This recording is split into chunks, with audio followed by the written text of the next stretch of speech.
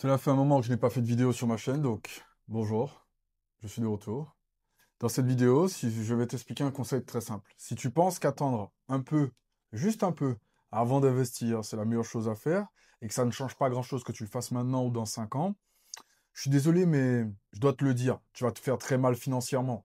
Donc, il serait peut-être temps que quelqu'un t'explique pourquoi, et je suis là pour ça. Dans cette vidéo, je ne vais pas te balancer des théories, je vais te raconter ma propre expérience, ma propre histoire, ce que j'ai compris par rapport à tout cela, avec le temps, et surtout ce que j'ai perdu avec tout ça. À la fin, tu comprendras peut-être pourquoi attendre te coûte plus cher, bien plus cher que ce que tu ne crois. Alors, j'ai changé de setup. Je ne sais pas si c'est clean, je sais pas si c'est parfait, mais j'en avais marre d'attendre pour faire des vidéos parce qu'il y a beaucoup de choses qui se passent en ce moment. Si tu me suis sur Instagram, TikTok ou Snapchat, normalement, tu vas voir qu'il y a beaucoup de choses qui se passent en ce moment. Donc, je suis désolé si le setup n'est pas nickel. Je m'assure au moins que la voix soit nickel et que ce que je te dis, ce soit nickel. Donc, le 4 juillet, moi, j'ai fêté mes 31 ans. OK? J'ai eu une méga claque parce que j'ai commencé à bosser à 16 ans.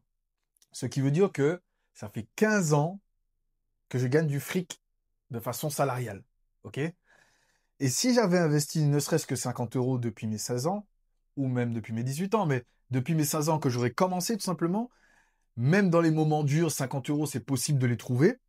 J'aurais pu bâtir une petite fortune que je n'aurais pas dit non en soi. Personne ne peut dire non à ce genre de somme. Donc peut-être pas énorme selon certains, mais à mon humble avis, ça suffit largement pour changer de vie. Par rapport à où j'en suis aujourd'hui, où j'en étais il y a quelques années et où j'en serais avec cet argent, les choses seraient bien différentes. Cependant, on n'est pas là pour vivre dans des regrets, on est là pour construire. Donc c'est pour ça que je t'explique un peu le background, pour qu'on revienne à maintenant. J'ai même eu un portefeuille à un moment de plus de 30 000 euros. OK? Si on prend les cryptos et tout, beaucoup plus que ça. Mais à force de mal gérer, OK? À force de suivre des fausses opportunités, à force de voir des pépites là où il n'y en a pas, à force d'avoir le syndrome de l'objet brillant, tu finis par céder à la pression, tu finis par perdre de l'argent et à couler.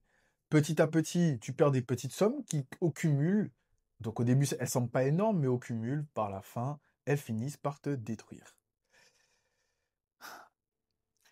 J'aime bien à dire que je n'ai pas perdu cet argent, que je l'ai dépensé. Parce que mon manque de connaissances financières et mon manque d'éducation financière à ce moment-là, il y a quelques années, fait que justement, je n'ai pas eu la lucidité, toujours financière, de faire les bons choix en fait. Donc j'ai expérimenté à la dure, ça m'a coûté excessivement cher, je n'ai aucun regret à aujourd'hui, cependant, c'est pour ça que je reviens aujourd'hui avec cette démarche. Parce qu'il est nécessaire pour moi de véhiculer ce message, parce que beaucoup de personnes se cachent de leurs erreurs, et moi j'ai aucun problème à montrer mes erreurs, puisque je suis dans la construction d'un projet qui évolue. Rome ne s'est pas bâti en un jour, et je ne suis pas sûr qu'ils ont réussi tous les bâtiments qu'ils ont construits dès le premier coup. Alors, j'ai fait les estimations, j'ai calculé, si j'avais investi comme aujourd'hui j'investis, avec la même logique, les mêmes actions, les mêmes dividendes depuis mes 16 ans, j'aurais plus de 100 000 euros de capital aujourd'hui. Alors je sais, oui, depuis mes 16 ans, oui, ça fait surfait, 100 000 euros, ça fait un gros chiffre.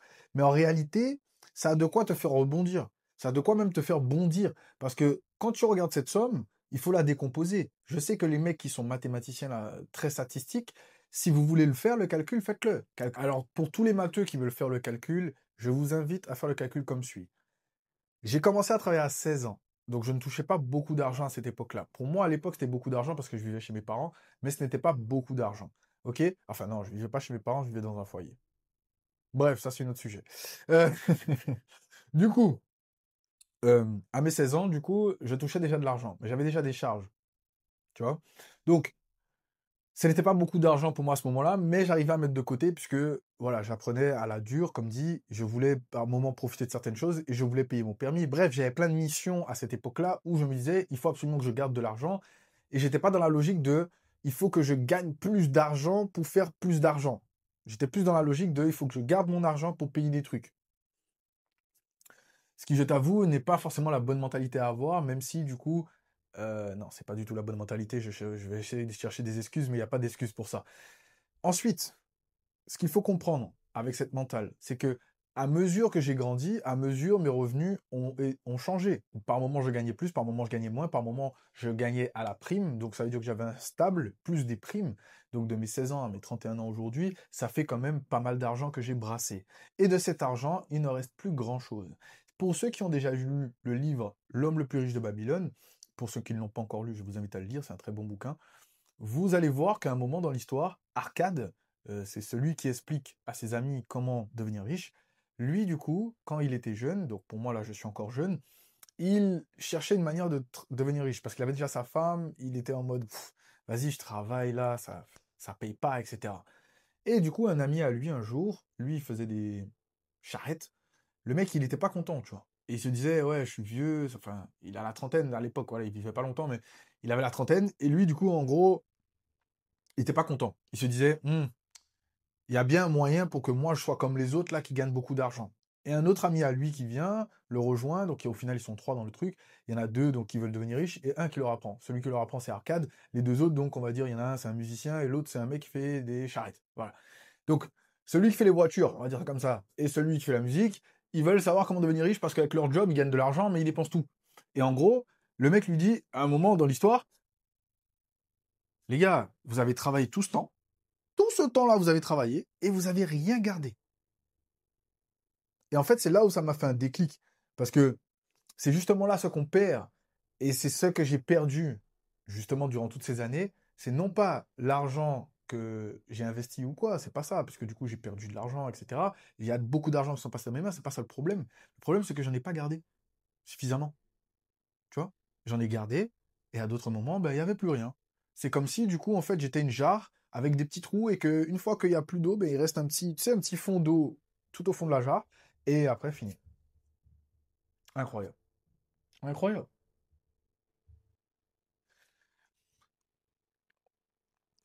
Durant ces derniers mois, donc ça, je te ferai un épisode dédié pour ça. Durant ces derniers mois, j'ai accompagné pas mal de personnes. Sur les personnes que j'ai accompagnées, il faut savoir qu'il y a des gens qui attendent encore le bon moment pour investir. Je ne sais pas pourquoi ils attendent le bon moment pour investir. Parce qu'au final, il n'y a pas de bon moment pour investir. Il y a un moment où tu vas investir, il y a un moment où le marché ira bien, un moment où il ira mal. Mais si tu attends systématiquement le bon moment pour investir, ce qui va se passer, c'est que le marché, lui, il va continuer son ascension et tu ne retrouveras peut-être pas les prix que tu as aujourd'hui et qui seront peut-être pas là durant la prochaine crise, etc., etc. Donc, au final, il n'y a pas de bon moment. Tu sais, dans tout ça, les gens te disent, donc tous les investisseurs disent ça, le bon moment, c'était hier, donc plutôt comme ça, le bon moment, c'était hier, le meilleur moment, c'est aujourd'hui. Donc, au final, qu'est-ce que tu attends? On avait des problèmes d'arbres, regarde maintenant, on se concentre sur l'écologie. On avait enfin, pardon, j'ai des problèmes d'arbres. Ma bête, ma bête. On avait des problèmes d'écologie, des problèmes de surconsommation, etc. Ben là, du coup, toute la planète est un peu plus concentrée sur ça. Là, il y a pas mal de lois, de choses qui passent pour éviter la surconsommation, de créer des choses beaucoup plus ergonomiques que l'on puisse absolument tout réutiliser. C'est comme ça que l'être humain est fait. On fait des erreurs et on améliore. On fait des erreurs, on se trompe et on répare. On améliore. Des fois, on ne peut pas réparer, malheureusement. Mais dans notre domaine financier, tant que tu es vivant, tu peux encore réparer. Donc, quand tu attends, tu perds 4 choses. Les intérêts composés, les dividendes cumulés, l'expérience et surtout la confiance en toi. Parce que ce qui va se passer lorsque tu ne vas pas investir et que tu vas voir que les investissements que tu as attendus pour le bon moment, eh bien, ils se sont bien passés. Et du coup, bah, toi, t'as fait peanuts, quoi, 0 €. Voilà. Donc, tu seras déçu, tu vas perdre en confiance en toi-même, et tu vas encore repousser le moment d'investir. Bref, trêve de bavardage très mélodramatique. On va parler d'où j'en suis maintenant. Comme ça, du coup, ça va te donner un ordre d'idée pour te montrer que rien n'est parfait. Tu peux finir dans un down complet et remonter, ok? Sauf qu'il faut que tu te fasses à l'idée d'accepter que justement, il faut que tu repasses par ce processus. Et ça, c'est le truc avec lequel j'ai le plus de mal. C'est pour ça que du coup, des fois, je fais plus de vidéos YouTube parce que j'ai du mal à me remettre dans la situation de me dire, voilà, avant j'étais bien, et maintenant moins, et du coup, il faut que je reconstruise, etc., etc. J'ai pris de l'expérience, j'ai appris, j'ai tiré des leçons, etc. Mais tu sais, tu as toujours ce truc psychologique où tu te dis, Hum, ça fait mal.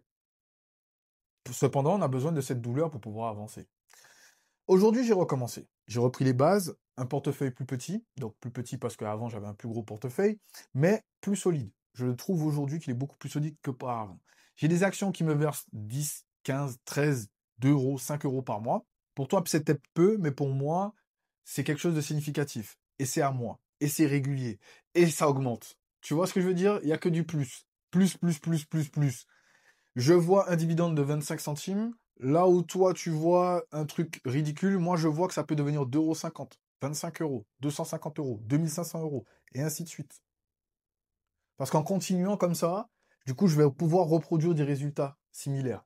En continuant à faire ce travail, c'est là que je vois que c'est ça que j'ai gagné. C'est cette fierté que j'ai gagnée. De pouvoir m'affirmer devant toi aujourd'hui et être fier d'agir, fier de construire quelque chose, les fier de ne pas juste parler comme certains le font sur Internet, blablabla, bla, bla, et au final, de ne rien faire de concret. Mon portefeuille n'est peut-être pas le plus gros, mais qui a dit qu'il fallait avoir un gros portefeuille pour pouvoir parler d'un sujet qu'on aime? Pas moi. Donc, perso, c'est mon plan. Toi, tu as ton plan, ta discipline. Parce que la vérité, tu le sais, au fond de toi, personne ne viendra te sauver. Personne n'est venu me sauver quand j'étais dans la merde. J'étais dans la merde à plusieurs reprises dans ma vie. Personne n'est venu me sauver. Il y a des gens qui m'ont soutenu. Je ne vais pas cracher dans la soupe. Il y a des gens qui m'ont soutenu. Mais quand je dis personne n'est venu me sauver, c'est que à un moment, j'avais plus de thunes. J'étais au fond du trou. Il n'y a pas quelqu'un qui est venu. Il m'a dit, tiens, un bag. Voici 100K. Gère. Refais-toi. T'inquiète pas de remboursement. Personne. Parce que du coup, ben forcément, il faut aussi que les gens qui peuvent faire ça, ben, ils ont les moyens qu'ils me connaissent ou qu'ils aient envie de le faire. Et ben du coup, ne figure-toi que on n'est pas là pour vivre dans l'espoir, on est là pour vivre dans le concret. L'État va pas venir te sauver, ton patron va pas te sauver, son but c'est de faire plus de chiffres grâce à toi. Donc ta famille, elle viendra peut-être pas te sauver. Il y a peut-être des gens dans ta famille qui ont ce besoin ou ce ressenti en eux de devenir riches, mais garde en tête une chose, c'est toi, c'est ton plan, ta discipline, ton combat, ta guerre en fait, c'est ton truc. Comme disent les Anglais, it's you versus you. That's it. Alors oui, je vais te dire une dernière chose. J'ai passé les derniers mois à accompagner d'autres personnes, des gens comme toi. Donc ça, je te l'ai probablement déjà dit, mais je te le redis. Parce que du coup, dans le prochain épisode, je vais t'expliquer un peu ce que j'ai vu grâce à leurs erreurs, leurs blocages, leurs peurs. Je les ai aidés à y voir plus clair, à passer à l'action. Aujourd'hui, je ne suis pas juste un gars sur YouTube. C'est ce qui me plaît à dire qu'en fait, YouTube, vraiment, pour moi, ça a changé. Avant, j'étais vraiment le mec, je veux être un YouTuber. Je suis plus du tout dans ce game-là. Je fais des vidéos YouTube parce que je dois faire du contenu. Ok? Mais je véhicule un message. Ok? Toi qui me regardes aujourd'hui, quand tu écoutes ce que je dis, tu tires quelque chose, des informations, des conseils, des expériences, des histoires, ok? Des faits concrets. Donc concrètement, oui, je suis là aujourd'hui pour t'aider à investir intelligemment, sans bullshit. J'aime pas le bullshit. À construire surtout ton indépendance, étape par étape.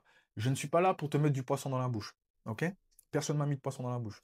Ma mère m'a nourri à une certaine époque. Ma famille m'a nourri à une certaine époque. Quand j'étais petit, oui, comme tout le monde, oui, oui, oui. Parce que je sais qu'il y a des gens qui aiment bien tatillonner.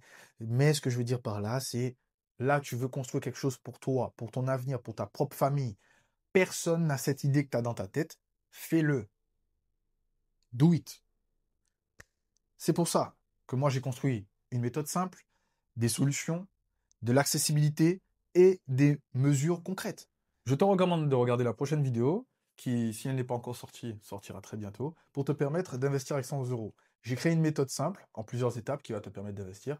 Tu peux retrouver cette vidéo juste ici. N'hésite pas à cliquer là, et on se retrouve de l'autre côté.